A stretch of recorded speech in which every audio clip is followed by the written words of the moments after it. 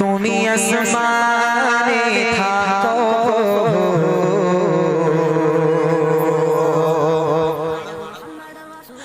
আমি জমিনে তবু তোমারি প্রেম জানে হৃদয় গহীরে আমি তোমারি গোলাম গো অন্য কারো নয় আলিমুল গায়ব তুমি মালিকিরা